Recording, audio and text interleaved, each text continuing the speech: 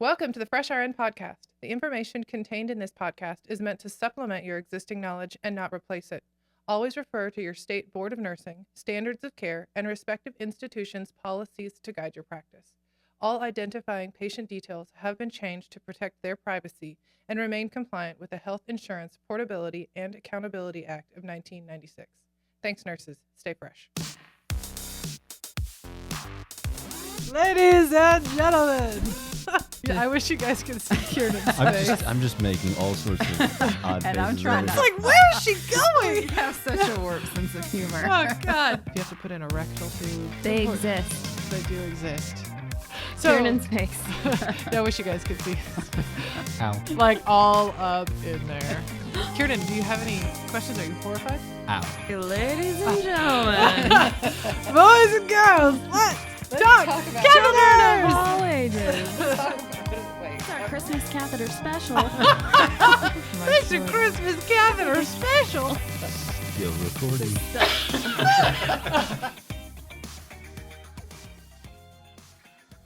What's up, guys? Welcome to the podcast. I am Katie Cleaver. And I'm Melissa Stafford. And I am Elizabeth Mills. I am Kieran McMahon. All right, y'all. It's going to get a little dicey here.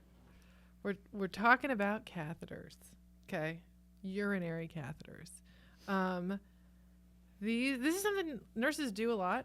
Put in catheters, maintain them safely, maintain output and all that, and then discontinue them. There's a lot that goes into it. And one of the reasons that we thought this was so important to put actually as an episode, because I think this is the only episode on one specific device, really.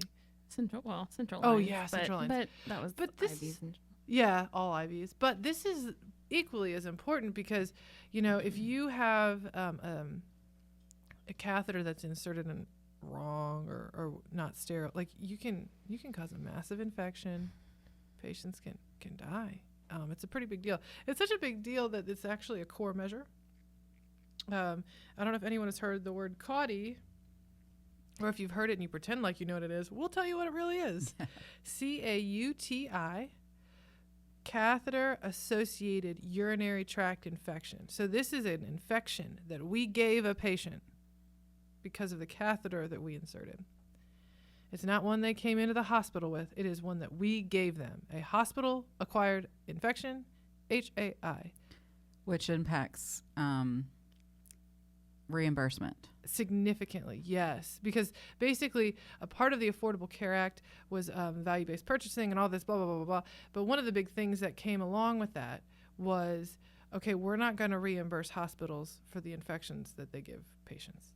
Which makes sense because, you know, you don't want to provide, I don't know, it gets political. I'm not trying to get political, I promise. But, you know, it's like the mentality is, well, we don't want to just pay for this if hospitals are giving, if that's happening. we're not caring, if Right. we're careless enough that we're Doing causing that. things to happen. Don't want to foster that mentality. Right. You don't want to, but the balance of that is there are some patients that do, they're, you know, have all these risk factors that make it pretty darn hard to not get an infection, you know? So there's that, but that's a small minority of the patients that get these infections. A lot of them are preventable, and one of the main preventable things is to just not have the catheter in the first place. But let's be real, patients need them. Yeah, but not, our mentality is changing as to why they need them. Mhm. I think we used to be a lot more liberal with who got a catheter and who didn't. Yes, that's And a very so, good point. We're obviously not using them as much. Right, and so you're referring to why they need them as, like, we would put catheters in patients just because it was easier, or Yeah. because maybe they were critically ill and getting them up and out of bed wasn't going to be that often, was going to be really challenging. So it's a lot easier to put in a Foley catheter, and you don't have to get them up every time they have to pee. So yeah, really changing the mentality around that. So before we hop into the catheter itself, can you guys, let's talk about a couple non-invasive urinary devices that are utilized commonly, and ideally these are utilized before you get a catheter. Well, one of the main ones for males would be a urinal. Mm-hmm. you know, guys have an advantage just anatomically from that standpoint that, you know, Yeah. they can use a urinal very easily. For the most part, you have to understand that some men have difficulty not being able to urinate unless they're standing up. Mm-hmm. Men can have prostate issues. Sometimes that's more challenging, things like that. They do have female urinals now, which are shaped a little bit differently, and they take a little getting used to using for anatomical reasons here again. So the opening of a female urinal is much larger, and it's meant to cover the entire perineal area. But, you know, you still have to a certain degree aim properly, which is a little harder as a girl. And especially sitting in a bed. Right. And if they have to stay head of bed flat for any reason, then that makes it that much more difficult. Yo. There are, for men, back to men, there's the external catheter, so condom catheter commonly called. So, you know, it's not invasive. It goes on the outside, but there are anatomical issues with that too. So they come in different sizes. It's very important to understand that they need to be sized appropriately. You know, anatomy is different, so you have to be able to get a good seal with a condom catheter. Oh, and trick using skin prep, or what's the stuff in the purple package? What's that called? Benzoin. Yeah, that helps it stick on there. It does. Some are also made with their own inherent adhesive as part of it. But you know, you have to. I wish you guys could see Kieran's face. I'm just making all sorts of odd faces and I'm trying over not here. to look because I'm going to start laughing. We understand this is a sensitive topic, but you know, come on. There's We're some, like nurses. you We- rub your hands together to warm up the glue. The what? The glue. Okay. I was like, where is she going? We have such a warped sense of humor. Oh God. Oh jeez. But no, but if you think about a condom catheter, it's essentially a condom with a catheter at the end of it. Correct. So I think those are, I personally think they're underutilized. If you have the male patient who can't get out of bed, like that works. Easiest thing to do. It's just frustrating, especially if you have someone who's a little confused. And if you're a little confused and like you feel something different down there, the first instinct is to remove that. So sometimes it is hard to keep them on there, but there's so much. They work so well when they work. When they work, they're great. Now, I have to mention sometimes we have to get creative with that too, because not all anatomy is the same. So I've used urostomy bags. Yes. We were talking the other day about we have a fecal pouch that you can cut accordingly to give you a little bit more coverage, Yeah, so you so can you- catch the urine. Yeah, know? you just place that over their urethral opening, wherever that may be. That is And also, correct. I was going to say, too, with the female urinal, you can also use that Yes. for a male. I've heard that is really helpful, too. So that's another nurse hack. But doing those things is really helpful to avoid putting in the urinary catheter, the internal urinary catheter. There's also I don't think it's new. Well, I don't know how new it is. Let me say that. There's a device for females that one of the nurses that I work with said she'd used it at her prior facility, and it actually lays kind of in the perineum, and it's connected to suction the entire time. So if What? if a female There's urinates, a YouTube video on it. there is. We got to attach it to this. I got to watch it myself. There's actually a live demonstration on the YouTube video too. Shut It's not up. graphic. It's but not graphic. It's not? No. Okay. No, it's not graphic. That's the first thing I thought. That sounds graphic. No, it's not. But it has to be to low section. But it literally is. It almost looks like a tampon, but it lays sideways. And so when a female urinates, the suction is connected to the end of that, and then it pulls the urine away from the perineum. Oh. So yeah, as of course there's But the considerations. patient has to be continent. The patient has to know when. No, it's not that they have to be continent. It's because it's to suction all the time. It's they can't be a wiggle worm because they're because if you pull it out of place, then you can potentially cause damage. There's some different considerations, and I have never used it. I literally just watched the video. Like she was telling me about it, and I at first thought she was making it up, honestly. But and then I looked at it and I was like, that's an interesting contraption. But apparently it's pretty common because there were a couple more travelers that said, "Oh yeah, I've seen that before." Man, I wish I invented that. Huh? Interesting. Whoever invents the non-invasive external female urinary draining device system is going to be a Very successful one. Individual. And, I want to mention a lot of facilities now are telling, because one of the things that people used to do a lot were diapers. And most facilities now are shying away from diapers because if the urine is there for a long period of time, it's going to lead to worsening skin breakdown. Right.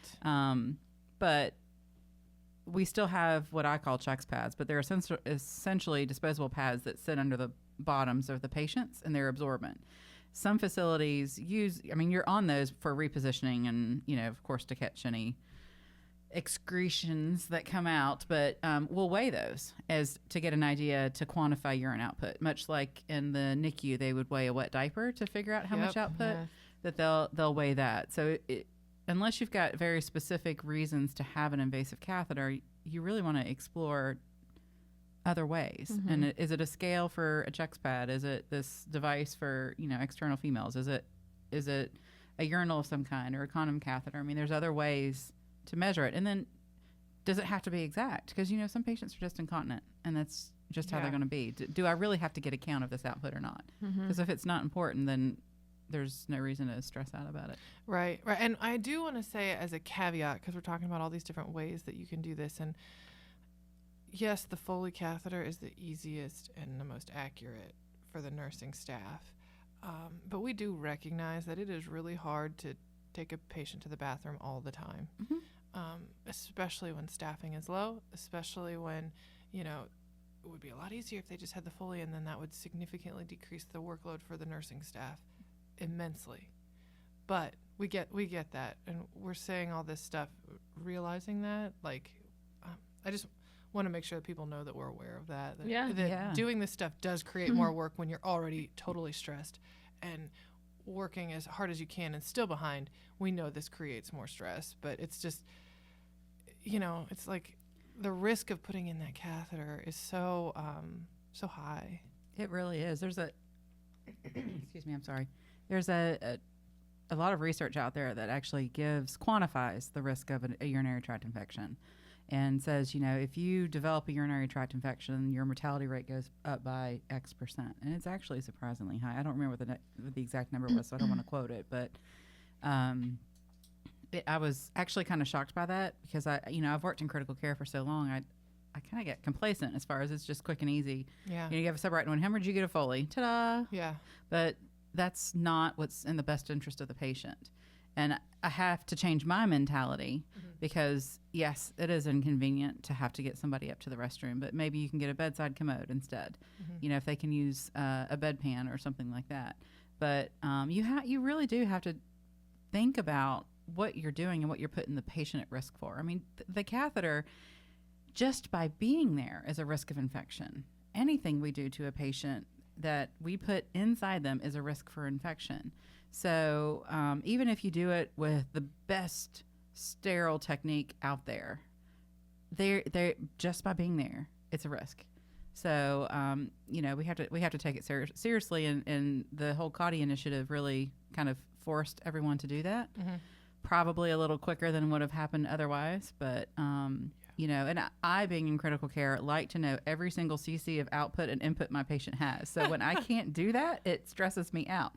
But I mean, that is really what we have to kind of or keep in mind now. And one of the things I do want to make sure, because I know we probably have some nursing students and new nurses or whomever listening, the reason why this is such a big deal for infection is you're taking the urinary system is sterile, theoretically, is sterile. So you're taking this outside device and sticking it into this, and the device is sterile, but maybe not. And if you're inserting it improperly, and you're taking something that potentially, if you break sterile technique, all the way up direct route into their bladder, or if you did it correctly, even if you did it perfectly, now you have a direct line from the outside world to this sterile part of their body, and that's a big concern. And that can go from some people have a urinary tract infection where we're all the way up in our bladder. And you probably have patients that have other issues going on because clearly they're in the hospital for something else. They're not here just to get a Foley. And especially with the elderly, especially with immunocompromised patients, that's just such a big risk. So it's important to understand why that's a risk, I think.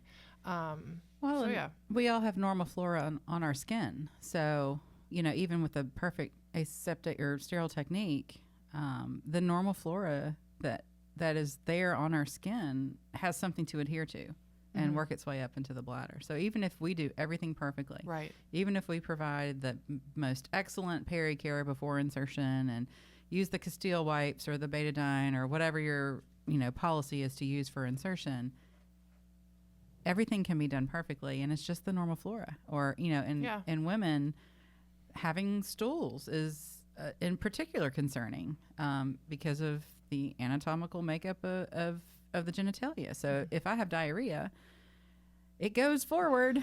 I mean, you're laying in the bed, it goes forward. Yeah, because you have, and just for students and stuff, the urethra is very, very close. The urethra is very close to the vagina and the anus for the woman. And so if you get stuff where it's not supposed to go, that's super, super concerning. Why appropriate peri-care is essential.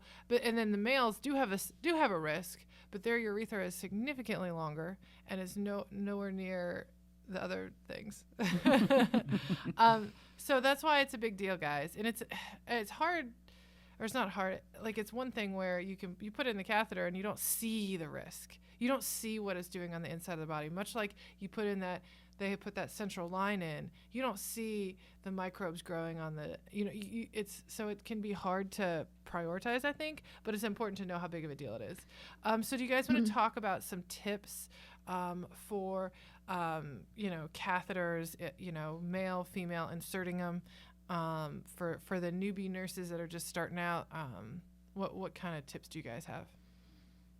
You want to start with males or females? Up to you. I guess let's start with females, I guess. I think in general, I know I did, and still do consider putting in a catheter on a female more difficult than a male. Yes, absolutely. For the reason of the fact that the urethra opening is right there beside the vaginal opening.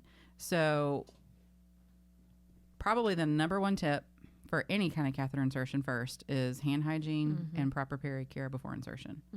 And that's not one little wipe. That's whatever your hospital-approved cleanser is, and aggressively doing wonderful peri-care.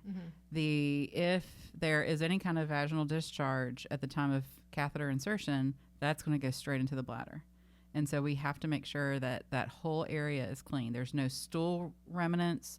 There's no discharge remnant. All that has to be completely clean. Otherwise, it's going to be absolutely a CAUTI. Our facility now makes every catheter insertion a 2-person job. But with females, even if it's not your policy, I highly recommend having a second person there. My recommendation is that you have a person on each side, and they help the patient hold their legs open because not all patients can do that. And one person opens one side of the labia, the other person opens the other side of the labia, so that hopefully you can get a better view of the urethral opening. The challenge with females is it's not always clearly visible. And so knowing that is important. Sometimes you can actually, kind of a nurse hack is be generous with the betadine. Because the betadine will gather where the openings are. So it's sometimes if you use almost excessive betadine, it will stay and kind of highlight where the urethral opening is. So I recommend that. And then start high. Aim high. Aim high. If you go in and you don't get urine output, leave the catheter in place. Leave it there. You just put a catheter inside the vagina. It's not the end of the world. It will help give you a landmark that you need to go up higher, honestly. And there's not a nurse out there in the world that has not put a female catheter in the vagina. I guarantee it. If they do, I'm telling you they're lying. You liar. But leave that there as a landmark for that opening is clearly not the right one. And then you, of course, have to get a new sterile catheter with each attempt. Yeah, and you do not insert it, take it out, and try again. Yeah, Do not do that. It is helpful to have a couple backups, Yeah. if you can, available. Yeah. And, you know, that's easier said than done sometimes because we all know how hospitals are about Oh yeah. your cost of things. But it's important to know that if you put it in, you don't get urine output, leave it there. If you're not having ICP issues, intracranial pressure issues, having the head of bed down and almost in Trendelenburg actually will be helpful too. Because it can help open up that area. If you're fortunate enough to work in a unit that has an exam light, use it. Oh yes, exam lights are really helpful. They are. I think too, if you take the time to set up and get the patient positioned appropriately, Yes. and don't just try to do it real quick, but Yes. truly, Yeah. That's very true. You know, sometimes with an IV, you can maybe get away from not getting everything set up perfectly and you know what I mean? But I think with the Foley catheter, especially if you're not like crazy pressed for time and there's an emergency going on, like if you can get them positioned well, It'll make your life easier. it'll make it a lot easier. So, Have a table for your catheter set up. you You know, yeah, don't put it on the bed. don't put it on the bed.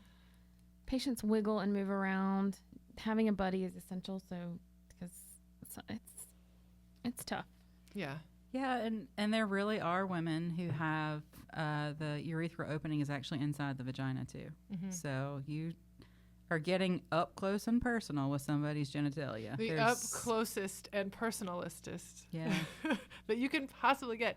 And I think, yeah, and that's true. Like, that's a lot more common, I think, than people realize. It's just odd female anatomy. Yeah. And a lot of women, unless they're really looking close up there, aren't going to know that about themselves No. to tell you about that. Right. They're not going to, oh, yeah, my urethra is exactly here. Like, they're not going to be able to tell you that.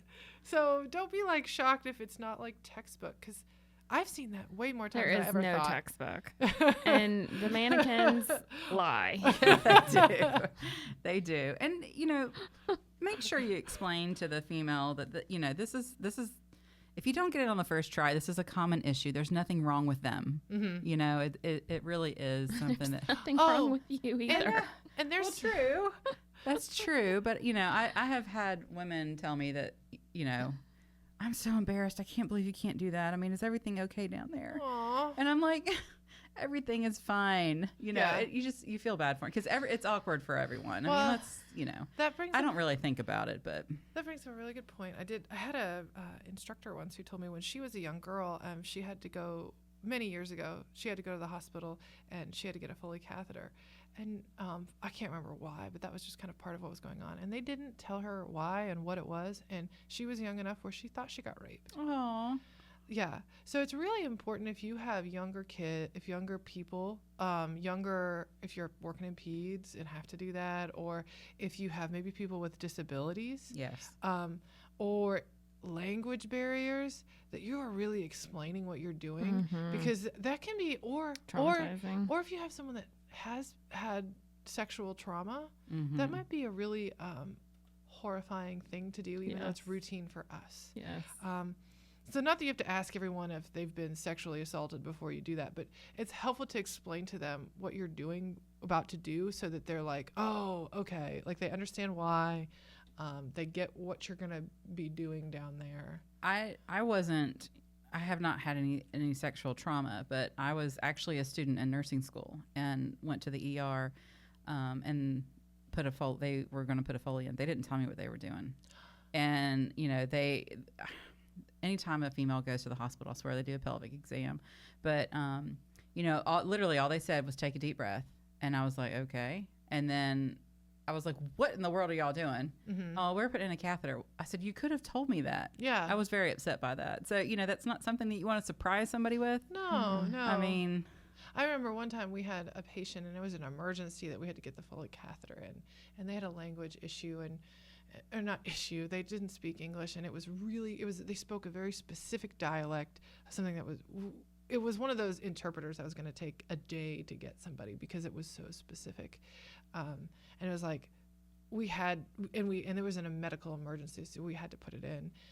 But it was like, I know that I don't know what she was thinking. Mm-hmm. You know, like, what are they doing? Because we can't explain it. And, like, what am I going to go get a sim mannequin and show you what, like, that's not, like, so, and it was such an emergency. So as much as you can, like, help people out and explain things to them, men too, you know, anytime you're dealing with stuff down there, like if you have to put in a rectal tube, that kind of stuff, you really should explain that stuff because, you know, They exist. They do exist.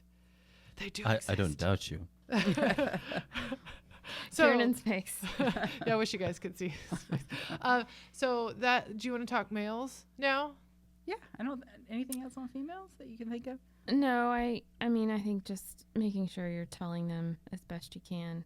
I once said, like, because we have a large population in our area of people from, like, Southeast Asia, and they have different dialects, and sometimes you can't find the interpreter, and sometimes they may understand, like, just a little bit of, like, some basic English. So I'm like, for your pee-pee.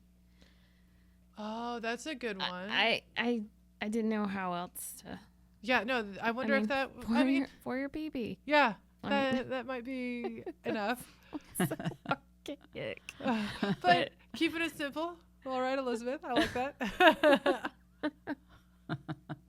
Anyway, Anyway, it's just, yes, you do want them to, because, yeah, I mean, I can't. All of a sudden, there's like 3 people down there, and yeah, and you may have someone who's very, very, very private, and that is just. And even if they haven't who had knows trauma, what their background is, right? right? And even if they haven't had trauma or whatever, like that's just very invasive and it could be upsetting for someone, more upsetting than their diagnosis. Like, it's important to kind of consider that and don't just throw the sheets back and go do what you need to do because it's on your work list. So male catheter For males, tips. I mean, it's different because the anatomy is different, so it's pretty easy to get it in on the first try. I think the only challenge is when you have prostate issues. Prostate issues, yes. And I have a couple tips. okay, So because I have a few too. CAUTI catheter is a wonderful thing. CAUTI means elbow in French, and it is curved, and it's a little harder, and it can curve past an enlarged prostate much easier than the regular one can. And then also another tip is, and I'm not sure how I can explain this. So if you're inserting the catheter and you're meeting resistance, Yes. tip the penis back towards the head to kind of like, I don't know. I guess Raise it. Right. Yeah, towards their head. And then that kind of can angle the catheter where it can get around that opening. And I swear it works. And then if you have that plus a CAUTI, because the guy is peeing at some point. Like, there's an opening there. Well, if you've ever seen a urologist place like a a 3-way, they do. They'll tip it back. Oh, really? I've not seen a urologist do that. You do With not? those rods. Yeah, they use like rods. they Oh, use- God. Here it is. Still, they do. They use steel rods that try to help Dilate? dilate the urethral opening. Wow. And it's like no big deal. Ow. Yeah. Oh, my gosh. So But let me you say don't want this your about, patient to pull out their catheter, but we'll get to that. Yeah. About the CAUTI. Some facilities, CAUTI catheters have to be physician order. Oh, really? Yep. So just bear that in mind. I agree with the CAUTIs. They're wonderful for men with prostate issues, but check to be sure you're allowed to use it without a doctor's order. And if you can't, get an order for it. And one other condition that is less common, I feel like, is hypospadias. So hypospadias is where there looks like there's a traditional opening into the penis. The urethra opening looks traditional, but you can't actually put a catheter through it. The opening is generally hypo, meaning under, so it's usually on the underside of the penis. And it doesn't necessarily look like a normal opening. A lot of times it looks more just like a fold in the skin almost. And that's been kind of, I've assisted with insertion of those a handful of times because I'd be a nurse, but like, I don't know why I can't get this in. It just won't go in. And it's because there's not a true urethra there. It's underneath the front side of the penis. So be aware. You don't get violent anytime you're putting any kind of catheter in. If you can't get it in and you're really meeting resistance, you can make somebody bleed, especially men with their prostate issues. You can make their prostate bleed, you can make them bleed inside the urethra. And if they occlude the urethra, then that's a whole different issue. So you don't want to traumatize that area. If you're meeting that much resistance, you need to stop and ask somebody else to do it.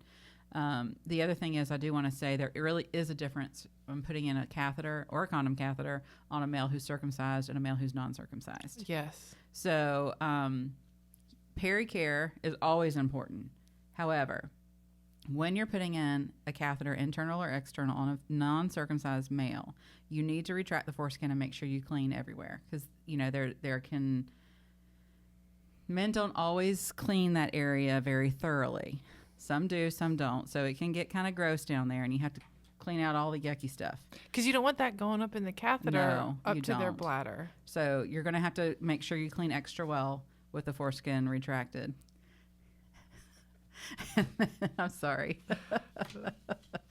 The other thing is once the catheter is in place, the foreskin has to come back down. Yes. Oh my gosh. Yes.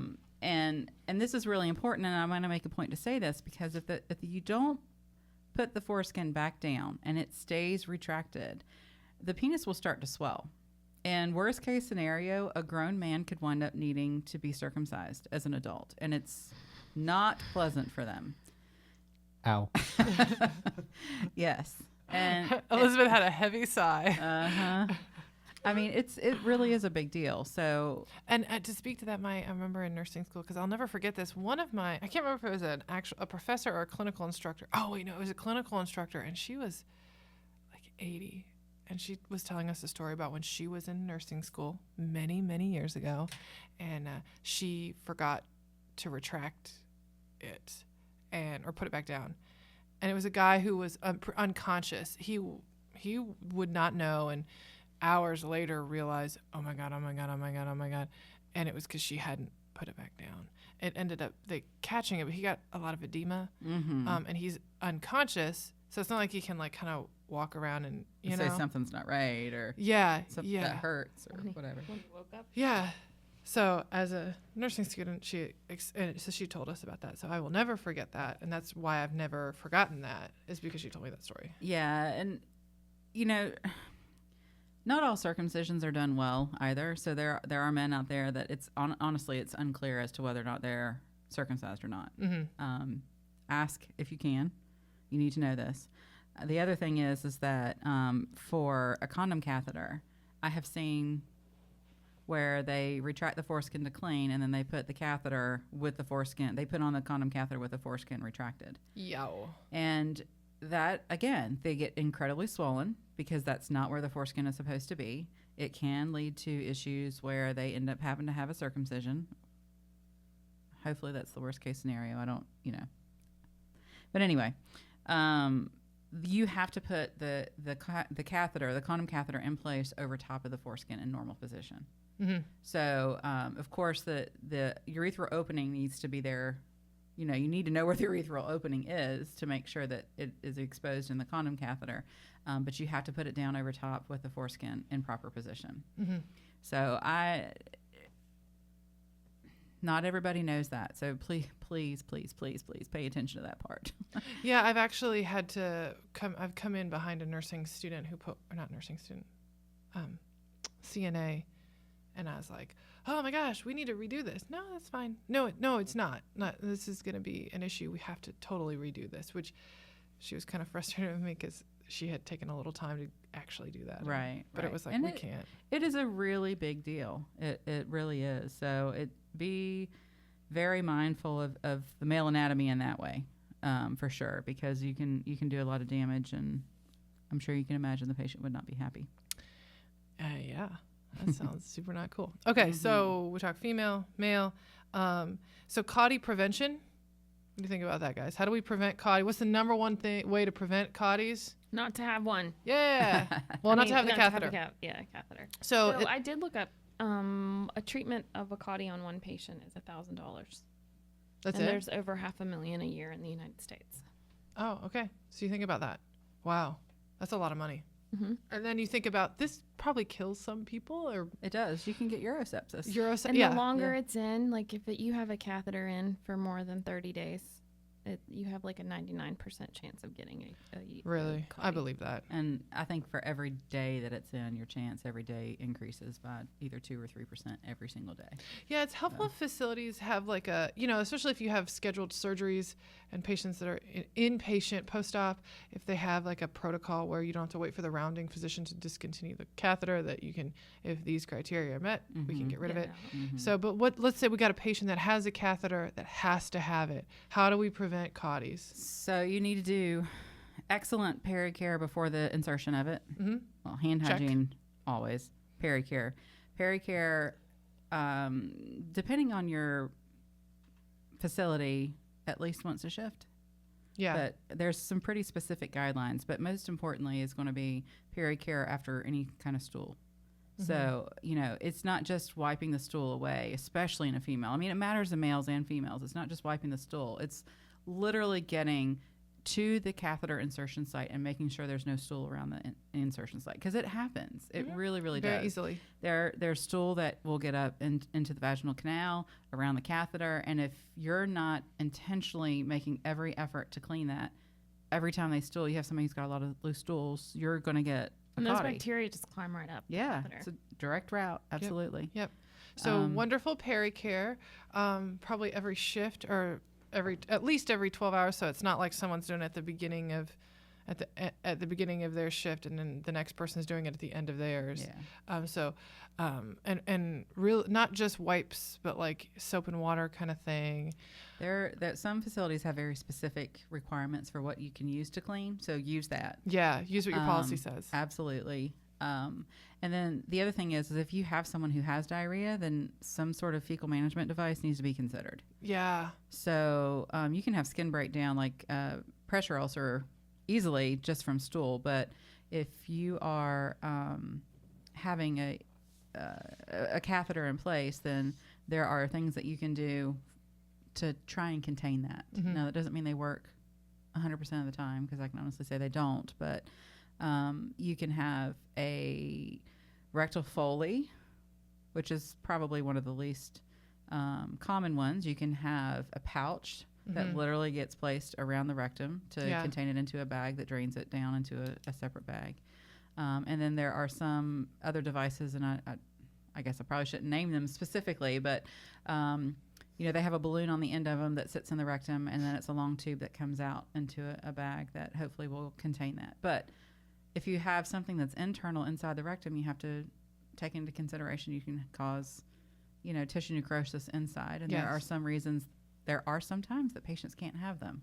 There are things that exclude them from having that in place. So Don't just, hey, can I get an order for that? It's like, well, you got to make sure it's appropriate for that patient. right, absolutely. One other thing about prevention is if you have someone that has a catheter, then make sure you have a securing device. Yes. Because the more those things wiggle around and move, you're just moving, like, let's say, just think about it. You've got the end of the catheter there, and their gown is sitting on it. Their skin, the other skin hits it, and then it's like being moved around, so it's just getting pushed into up the catheter. Yeah. So a leg strap is most common. Probably. I mean, they have some specific catheter holders Oh, now. yes. And if you have those catheter holders, you need to make sure that they're, regardless of whether or not it's a leg strap or a specific catheter holder, you need to make sure that they're placed appropriately. So if your catheter needs to drain properly, so if you put a holder on the top of the thigh, for example, and the patient's laying down in the bed, the urine has to go uphill before it can go down into the bag. Right. And if it goes uphill, it can go Backflow. retrograde back into the bladder, and that's more likely to cause a CAUTI too. So having that holder in place. I do want to say a holder is also important because you can get bladder spasms. And, that can be particularly uncomfortable for the patient and actually become a long-term issue. So both for CAUTI prevention as well as for prevention of bladder spasms. But things to do is proper placement of the holder. Make sure that there are no dependent loops in the tubing of your catheter. So meaning at no point should the urine have to climb uphill before it goes into the bag. So whether that be at the thigh level or it be closer to the, the end of the bag, because sometimes the tubing will drape down over the side of the bag and you'll get this big kind of U and it goes uphill before it goes back into the bag. And again, that leads to retrograde flow, which leads to a urinary tract infection. And probably the most common thing, is one of my most frustrating, is you don't put a Foley bag in the bed with the patient. No. Don't do that. If you're traveling, empty the bag first. Yeah, so that stuff so urine doesn't flow back up into the bladder. And there may be some times when you have no option, like, I'm trying to think of an example. But if you have a medical emergency and you got to run down for a CT. Yeah, I mean, but you can clamp the Foley long enough so that you're not going to get that, you're going to minimize the risk of retrograde flow. So those things are helpful in prevention too. All right. What do you guys think? Is that it? Yeah. Kieran, do you have any questions? Are you horrified? Ow. The bottom line is take it out as soon as you can too. Yeah, take it out as soon as you can. Use those other devices. Maybe just a quick mention of a 3-way Foley. Oh, yes. So if you have something like continuous bladder irrigation. Remember that trauma that we talked about from catheter insertion. If they get blood clots in their urethra and they can't pee, we might have to do a 3-way Foley. Or they've pulled their catheter out. Yes. And haven't been able to yeah. That's true. Man, they'll bleed. Well, if you've had, so for those of you that haven't seen the Foley catheter internal device, you insert it and then you take some sterile water and and you put it in a balloon and it that's what keeps it in the catheter. In the bladder. In the bladder. But then some patients can get confused and rip them out. So if you imagine. They'll like swing them around the room like a rope. We have all seen that. Blood's like flying all over the place. Yes. It's bloody mess. Yes. Exactly. It's so funny that I have seen that not with you guys, and I know it's not the same patient. But yeah, so confused men, that is worse because their urethra is significantly longer. They also have the prostate there. So if you think about that balloon with whatever that circumference is going all the way down the urethra, I mean, they could be peeing blood for days and days. And that blood will clot. Mm-hmm. Or they can't pee. Yeah. So it's a big deal. So continuous bladder irrigation is also common with urology procedures and prostate surgery. Yeah. So some various units will do that more than others. It's a lot of water. Well, I think it's saline, but whatever. Yeah. It's sterile. It literally is a sterile saline solution. A sterile solution. How about that? Yes. That goes into the bladder and comes out. So you can change the flow on that irrigation if they've got a lot of blood clots in their urine, so that you want more water to go in or more fluid to go in. To help flush those clots through. Mm-hmm. And then as they get better and as the urine starts to become less red and fewer clots, you slow that flow down. And one other reason that's utilized, I've had this before where had a patient that had a severely distended bladder for a long period of time. And it was due to a prostate issue that the patient didn't want to tell anyone about, which happens more than I think people realize. But once that bladder was finally emptied, that it caused the bladder to bleed because it was so distended for such a long period of time, and then it got to the small size, it bled like crazy. And two, if you have a patient who's maybe had some urinary retention and you drain their bladder, maybe even with a straight cath, if you do more than 500 milliliters at a time, that can cause bladder spasms. So if you're doing the straight cath and you get 500 mils, just pause it for a sec, clamp it for just a sec, give them a little time, and then let more drain out, because that can cause bleeding as well. Yeah, I mean, in and out catheters can be done for various reasons, but that's true. Two things. One is that when you put in a Foley catheter, even, you have to be mindful of how much fluid you let to come out at one time. Yes. If you have a large amount of fluid that comes out, you can actually have hemodynamic changes too. So, you have to be mindful of that. But the other thing that I want to mention kind of in this is if you have the ability to do a bladder scan, I highly recommend that you do it. Yes. People can retain urine for various reasons. It can be because of prostate issues. It can be because of spinal issues. It can be because of medications that we give the patient. It can become because of neurological problems. If the patient is, number one, not peeing, we need to try to figure out with the least invasive way possible. Is it because they need more fluid, or is it because the urine is trapped in their bladder? If you have somebody who's peeing very frequently but very small amounts, then what you want to find out is, are they emptying their bladder all the way? Because they're probably not. Right. So if they're peeing, 50, 100 cc's every hour, that's not normal. Mm-hmm. So they're probably retaining, and a bladder scan is a non-invasive way to figure that out. And maybe they just need a straight cath and empty it out one time, and then that's that.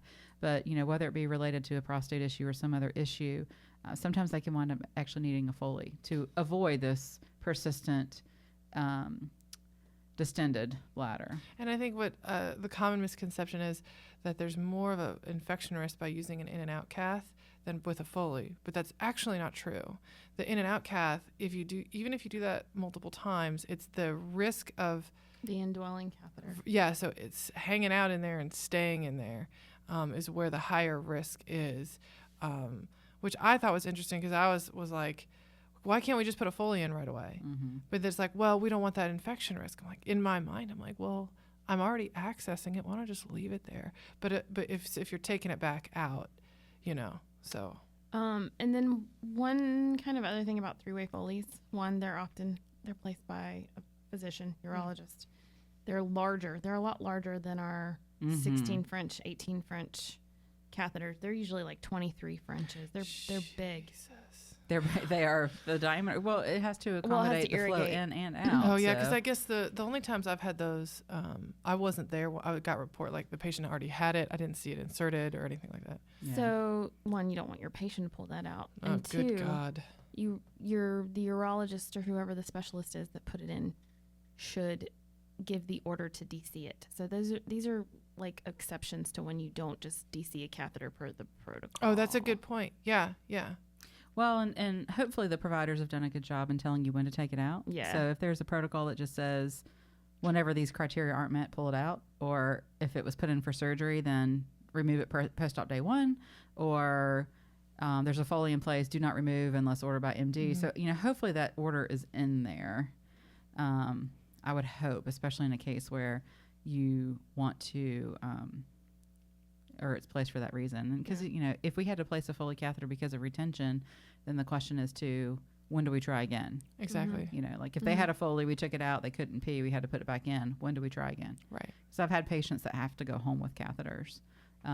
But usually at that point, a urologist is consulted to kind of help guide that. So it's just, you got to think about, why do they have it? Do they really still need it? And then what is my order for when I can take this out? Having that big picture approach. So catheters. So big thing is to not have them if you don't need them desperately. Explore your non-invasive or external options. So that is super, super important to just avoid having it in the first place. If they have to have it, you heard our various tips for males and females for insertion. And I'll put some links to some helpful websites too. Lippincott and stuff, they have great, resources if you're someone who's just learning how to do it in the first place. Mm-hmm. But be encouraged because it's not that easy. And it's also a sterile technique, which is challenging to learn how to do this task in the first place, but then also do it with sterile technique. So just know it's kind of challenging to learn. And if you don't get it right the first try, that's learning how to do this. So keep at it and whatnot. So do you guys have anything else? No. All right, guys. So thank you guys for listening. Check out freshrn.com/podcast. And please, please, please write a review for us. We would really appreciate it. It helps support the podcast. And if you know someone that would enjoy it, please share and subscribe. So thanks, guys, and stay fresh. Damn girl, better hit the floor. All the other fellas better run for the door. Stop, drop, and roll with me. I got the heat.